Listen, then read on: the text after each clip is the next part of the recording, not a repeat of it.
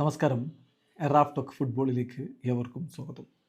Noah സദോയിയും Adrian ലൂണയും തമ്മിൽ കളിക്കളത്തിൽ വെച്ചുണ്ടായ ആ ഒരു ഉരസൽ ഓർമ്മയില്ലേ?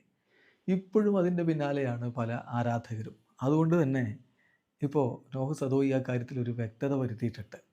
അദ്ദേഹം ഇന്ന് ഈ വിഷയത്തിൽ പറഞ്ഞിരിക്കുന്ന വാക്കുകളിലേക്കൊന്ന് പോകാം.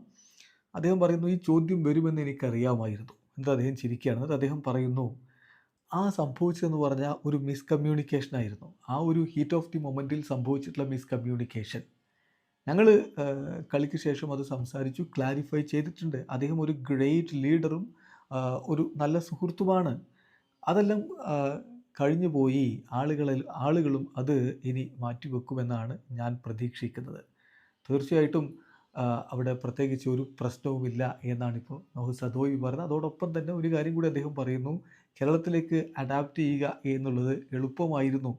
കാരണം കേരളത്തിനും ഗോവക്കും ഒരുപാട് സിമിലാരിറ്റീസ് ഉണ്ട്. അതുകൊണ്ട് അഡാപ്റ്റേഷൻ എളുപ്പമായിരുന്നു എന്നുകൂടി ഇപ്പോൾ നോഹ് സദോയി പറയുന്നു. കേരള ബ്ലാസ്റ്റേഴ്സ് അവരുടെ അവസാന മത്സരത്തിനായിട്ടുള്ള പ്രിപ്പറേഷനിലാണ്. ഹൈദരാബാദ് FC ക്കെതിരെയാണ് അടുത്ത മത്സരം. വീഡിയോ അവസാനിക്കുന്നു. ഫുട്ബോൾ ലോകത്തെ കൂടുതൽ വിശേഷങ്ങളുമായി റാഫ് ടോക്സിൽ എത്താം.